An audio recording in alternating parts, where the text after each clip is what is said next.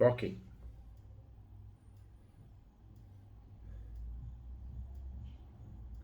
Vamos lá, vamos começar mais uma aula importante aqui no Questão de Direito, né? Que é um programa da TV Cresce, é uma aula, é um curso da TV do Conselho Federal.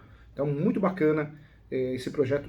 O professor já leciona aqui há mais de 6 anos, né? Muito tempo, passa rápido, a vida passa rápido, né? Por isso a gente precisa viver bem, com carinho, com respeito aos outros.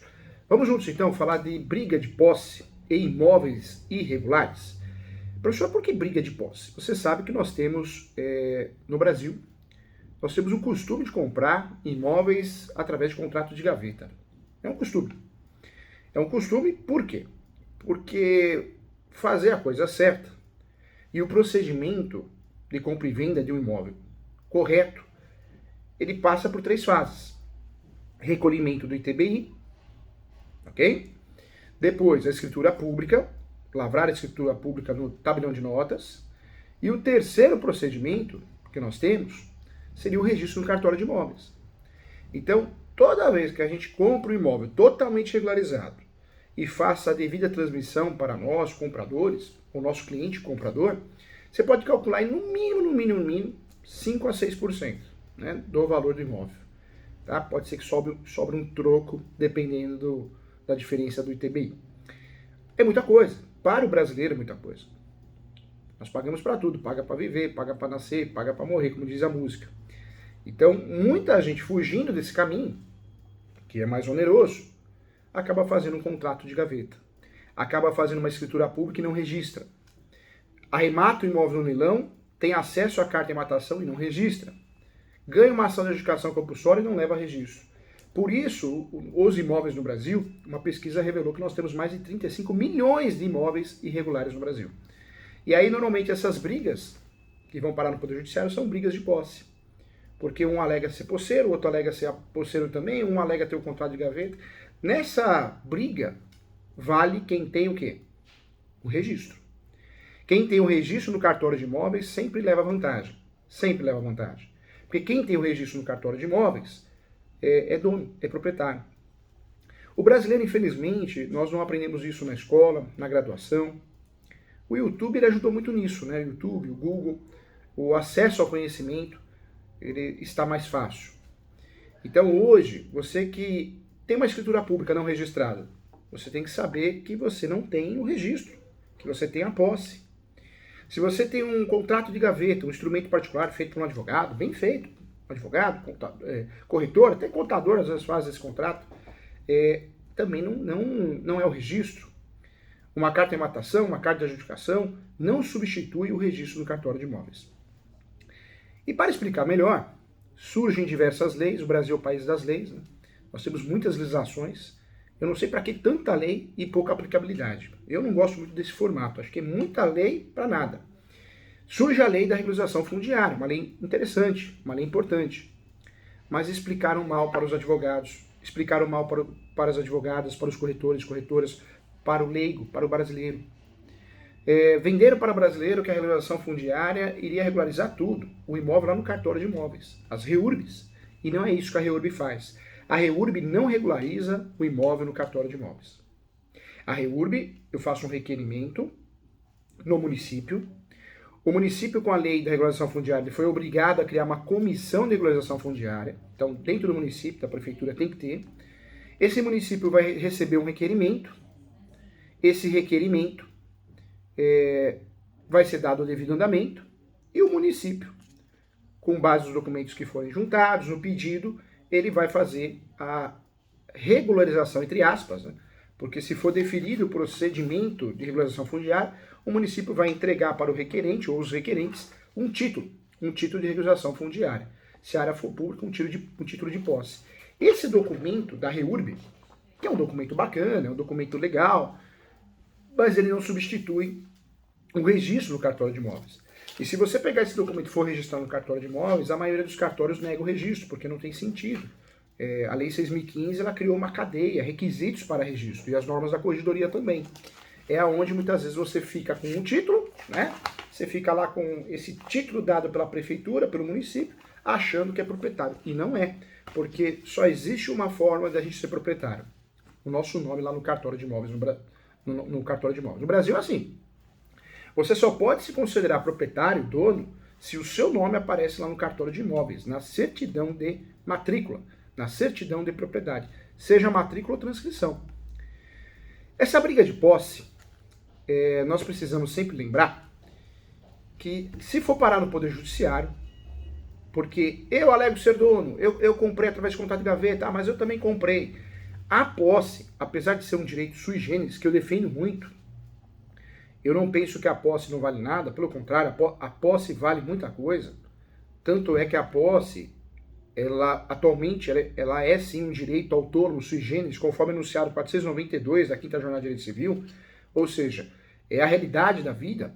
Muita gente compra posse, muita gente vende posse. Isso é normal, faz parte da cultura do brasileiro, em virtude de vários motivos, entre eles pelo fato do imóvel ser regularizado ser mais caro, né? Claro que não estou discutindo a segurança sempre vai ser maior.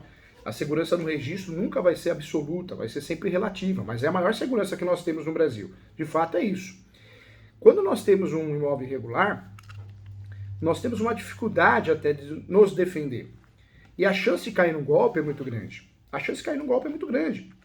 E por que eu falo isso? Porque o contrato de gaveta não gera a publicidade. Por isso nós chamamos contrato de gaveta.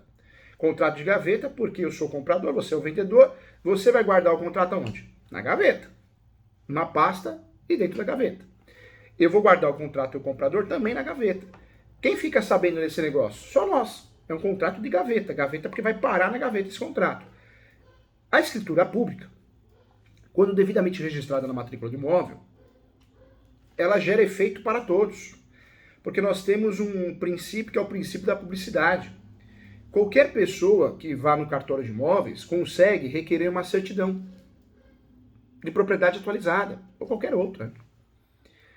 Ou seja, você fala que é dono de um imóvel, talvez contando uma história para mim. Eu sou dono desse quarteirão inteiro.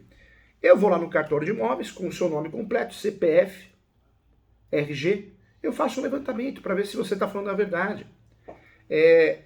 Quando nós falamos de um imóvel regularizado, essa informação é pública. Qualquer pessoa tem acesso.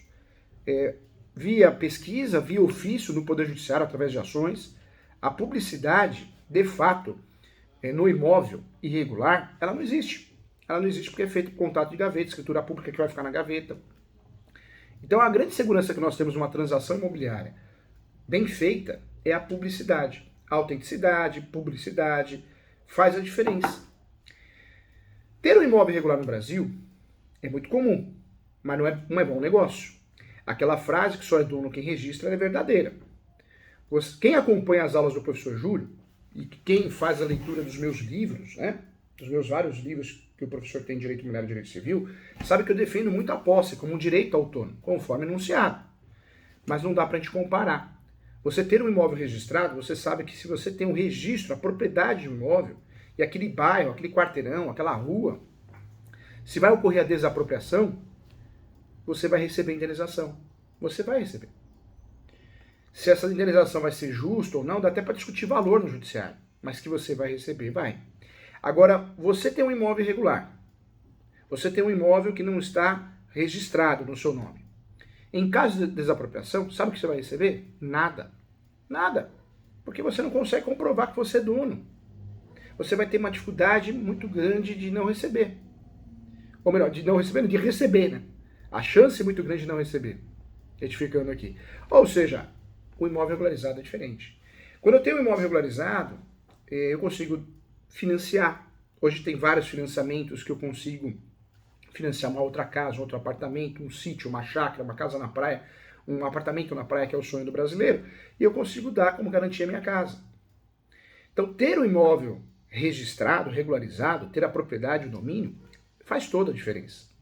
Faz toda a diferença em termos de mercado imobiliário, faz toda a diferença em termos de segurança jurídica, e faz toda a diferença também, e eu quero lembrar você, faz toda a diferença numa briga de posse, numa invasão. Veja, você tem uma casa na praia, tem um sítio, uma chácara, um imóvel urbano. Esse imóvel é invadido. Esse imóvel é invadido, e sabe o que pode acontecer? A pessoa que invadiu pode fazer uso capião. Você não pode ficar inerte. Você vai ter que fazer algo para tirar esse invasor, esses invasores. Se você tem um registro, você poderá utilizar as ações petitórias, ação de resgate, reivindicatória, ação de missão na posse. Nessas ações petitórias, que são ações que eu preciso provar o registro à propriedade, nós temos a súmula 487 do Supremo. O que diz a súmula 487 do Supremo? Se você digitar no Google, você vai ver que o professor está falando a verdade aqui. A súmula 487 do Supremo, ela esclarece que numa briga de posse, prevalece quem tem o registro. Prevalece quem tem o registro. É isso que esclarece muito bem a súmula. Olha só o que diz a súmula aqui, ó. O professor está pegando para você aqui, ó. Opa. Ó, 487. Ó, numa briga de posse, prevalece quem tem o registro. Tá aqui, ó. Prevalece quem tem o registro. Súmula 487 do Supremo. Ou seja, o judiciário, quando for julgar uma ação dessa, ele é uma tutela de evidência. O que é uma tutela de evidência? Aqui, ó. Ó, tá aparecendo aqui, ó. Súmula 487 do Supremo. Será deferida a posse a quem, evidentemente, tiver o domínio, se com base nela for disputada. Então, se você está fazendo uma ação, você tem um registro, você tem a certidão de propriedade no seu nome, você está requerendo, você quer reaver o imóvel invadido. Se o judiciário verificar que realmente você tem um registro, o judiciário tem que seguir essa súmula, a 487 do Supremo. É uma tutela de evidência. Essa posse, ela não vai entrar no mérito. Eu vou recuperar esse imóvel com base nessa súmula. Agora, olha que interessante. Se você não tem o registro, infelizmente, se você tem somente, unicamente, exclusivamente a posse, o invasor tem a posse. Você tinha a posse, porque você perdeu, ela foi esbulhada, ela foi turbada. Essa ação possessória, se a posse do invasor é de mais de ano e dia, você já não consegue eliminar para desocupação, para reaver o imóvel.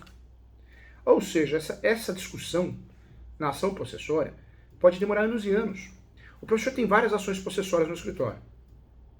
Eu falo que uma ação traiçoeira é uma ação que, se o cliente não é uma pessoa com a cabeça aberta e confia no serviço do advogado ou da advogada, é uma ação que acaba até rolando um desgaste entre a relação advogado e cliente. Porque o cliente muitas vezes vai achar que é culpa do advogado, da advogada. E não é. As ações possessórias são demoradas, cansativas pela sua natureza. Porque o judiciário não vai decidir da noite para o dia, o judiciário dificilmente vai dar liminar. O judiciário vai marcar uma audiência justificativa, vai marcar uma audiência de instrução e julgamento. Salvo exceções, tem juízes que não marcam, né? Hoje nós vivemos uma jurisdição defensiva. O judiciário se livra dos processos. Não tem julgamento mais. Se livrar dos processos. Nós não podemos generalizar que tem muitos juízes bons, boas juízas, né? Mas tem muita gente que se livra dos processos. Isso é uma realidade, você precisa saber disso. O brasileiro precisa saber onde ele está pisando. Ele precisa saber que o Poder Judiciário é uma prestação de serviço horrorosa. Horrorosa. Não é culpa de servidores, tem muitos servidores maravilhosos, mas é culpa do sistema. Tinha que ter uma fiscalização maior por parte da Corregedoria, mais funcionários, mais equipamentos, metas, né, reais, fazer o juiz, que é o coordenador, gestor da vara do cartório, trabalhar, ser fiscalizado, bater ponto, né, acabar com essas punições. A punição é você vai ser exonerado, só que você vai receber o valor integral, tá, pro resto da vida. Poxa, isso não é uma punição a um magistrado, isso é um plus, é um bônus, né? Então tem muita coisa errada. O brasileiro, nós pegamos muito no pé da política, e tem que pegar mesmo, tem muitas coisas absurdas, mas o judiciário a gente precisaria ter outros olhos, né? Pena que o Tropa de Elite acabou no 2, deveria ter ido até o 12, e os 5 filmes ia ser só do Poder Judiciário. É a realidade, tem que falar a verdade aqui, direito de expressão. Então é a realidade.